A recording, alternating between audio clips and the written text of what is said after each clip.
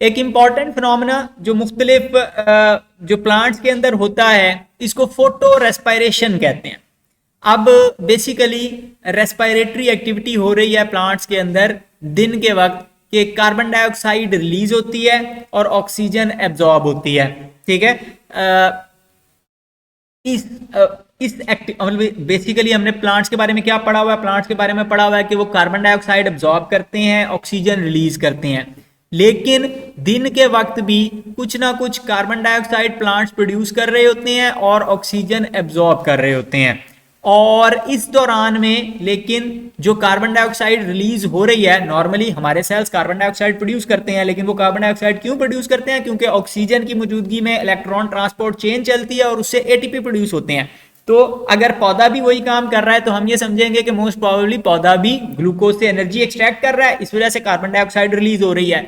लेकिन उस दौरान कोई एटीपी की प्रोडक्शन नहीं हो रही होती। इस प्रोसेस को हम फोटो रेस्पायरेशन कहते हैं। यानी कि एक तो नॉर्मल उसकी रेस्पायरेशन है, वो नॉर्मल काम है, लेकिन उसके अलावा भी एक और प्रोसेस चल रहा है, इसको फोटो रेस्पायरेशन कहते हैं, जिसके दौरान एटीपी प्रोड्यूस नहीं होते।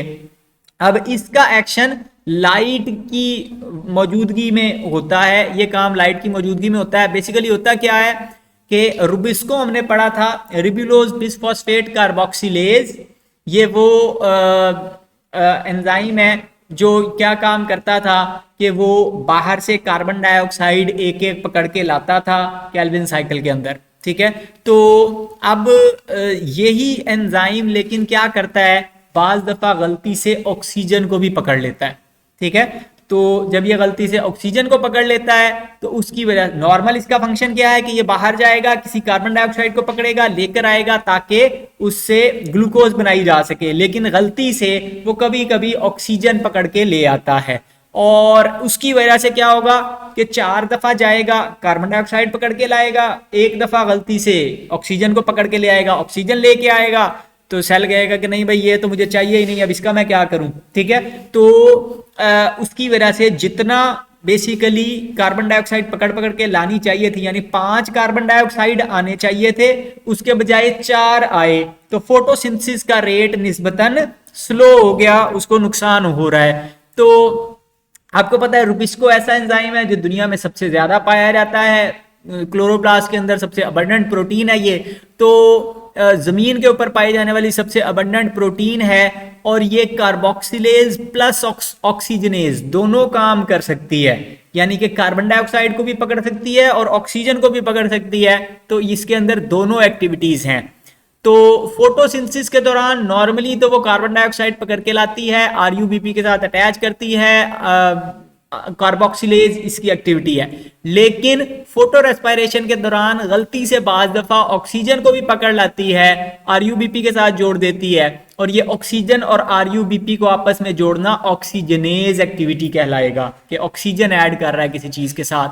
तो दोनों रिएक्शन साइड बाय साइड हो रहे हैं। 4 दफा अगर कार्बन डाइऑक्साइड जुड़ रही है तो गलती से 1 दफा ऑक्सीजन भी जुड़ रही है, दोनों का आपस में कंपटीशन चल रहा है। वो जो होता है आरयूबीपी समझ लें कुर्सियां हैं, 5 कुर्सियां पड़ी हुई हैं, तो वो रिवॉल्विंग चेयर वाला नहीं, वो कौन सा होता है, म्यूजिक चेयर वाला मुकाबला हो रहा है कि कौन उस कुर्सी के ऊपर जाके बैठेगा। तो 4 दफा कार्बन डाइऑक्साइड बैठेगी, 1 दफा ऑक्सीजन आकर बैठ जाएगी, तो उनका आपस में कंपटीशन हो रहा है। अब आरयूबीपी और ऑक्सीजन आपस में मिलते हैं और ग्लाइकोलेट बनता है, और ये पेरोक्सिसोम्स में चला जाता है, वहां पर इसको ग्लाइसिन में कन्वर्ट कर दिया जाता है मुख्तलिफ स्टेप्स के जरिए से। ग्लाइसिन एक सिंपल अमीनो एसिड है, वो सेल के पास वैसे भी मौजूद होता है, मतलब वो दूसरे तरीकों से भी बना लेता है, यहाँ पे भी वो ग्लाइसिन बना रहा है, तो उसका कोई खास फायदा हुआ नहीं, और उसमें कुछ ना कुछ एनर्जी लग गई सेल की अपनी। ठीक है, ओवरऑल आपको नेट बेनिफिट कोई नहीं मिला। तो ग्लाइसिन माइटोकॉन्ड्रिया में चला जाता है, वहां पर उससे सीरीन बनता है और कार्बन डाइऑक्साइड रिलीज होती है। तो उल्टा आपको कुछ ना कुछ उसकी वजह से मतलब मिला, आपको कुछ नहीं, और उल्टे आपके एटीपी भी लग गए, एनएडीपीएच भी उस चक्कर में लग गए। तो ये एक बाय प्रोडक्ट है, कोई फायदा नहीं हो रहा उसका। लेकिन क्या है कि इतनी ज्यादा कार्बन डाइऑक्साइड वो आरयूबीपी कार्बोक्सिलेज पकड़ के ले आता है कि सेल का गुजारा हो जाता है, सेल का अपनी जरूरत से ज्यादा वो फूड प्रोड्यूस कर लेता है, इतना फूड प्रोड्यूस कर लेता है कि जानवर भी खा लेते हैं उसको, वो सर्दियां भी सारी गुजार लेता है, रोशनी ना भी हो तो वो गुजार लेता है, जाता है तो वो बेतहाशा पहले ही प्रोड्यूस हो रही है, तो थोड़ी बहुत एनर्जी इस तरह जाया भी हो जाए तो सेल को मौत नहीं पड़ती उसकी वजह से, तो इसलिए वो कहता है ठीक है जाने दो, खैर है, कुछ नहीं हो रहा।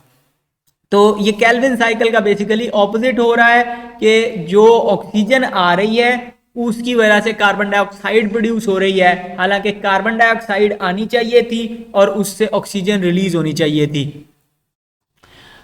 टोटल कार्बन डाइऑक्साइड जितनी आती है सेल के अंदर उसमें से 25% इस तरीके से जाया हो जाती है, तो 5 में से एक नहीं 4 में से एक, 25% का मतलब है 4 में से एक हिस्सा जाया हो जाती है जब हॉट ड्राई वेदर हो, यानी कि गर्मी हो और बारिश ना हो रही हो। जैसा हमारे यहाँ पे अमूमन मई जून के महीनों में होता है कि बारिशें नहीं होती, लू चल रही होती है, वो वाले मौसम में तो स्टोमेटा ऐसे वक्त में बंद हो जाते हैं, तो सेल के अंदर ऑक्सीजन का लेवल इंक्रीज हो जाता है और उसकी वजह से अब क्या है, स्टोमेटा बंद हो गए, उस एयर स्पेस के अंदर जो कार्बन डाइऑक्साइड थी वो सेल्स ने इस्तेमाल कर ली। कार्बन डाइऑक्साइड इस्तेमाल करने के बाद ऑक्सीजन उस एयर स्पेस में फेंक दी अपनी, जो वो फोटोसिंथेसिस के दौरान ऑक्सीजन प्रोड्यूस कर रहे थे। तो अब जब वो ऑक्सीजन रिलीज की तो अब उस एयर स्पेस के अंदर ज्यादा ऑक्सीजन हो गई है, ऑक्सीजन बाहर जा नहीं सकती क्योंकि स्टोमेटा बंद है।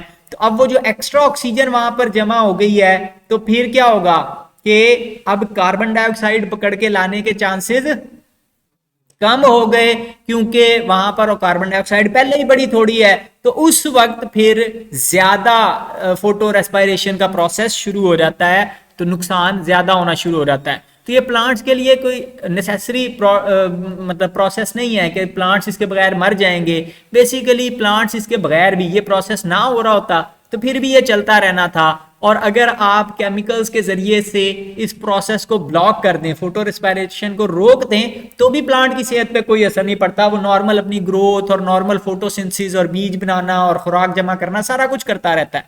तो इसका मतलब है कि ये उस प्लांट के लिए या उन सेल्स के लिए लाजमी नहीं था, बस एक बिलावरा का प्रोसेस है जो चलता जा रहा है। तो ये बेसिकली क्यों हुआ, ये इसलिए हुआ कि जब शुरू के दौर में प्लांट्स ने फोटोसिंथेसिस शुरू की थी, कार्बोक्सिलेज एंजाइम बना था, आरयूबीपी कार्बोक्सिलेज बना था, तो उस दौर में क्या होता था, उस दौर में हवा में ऑक्सीजन थी ही नहीं, ठीक है।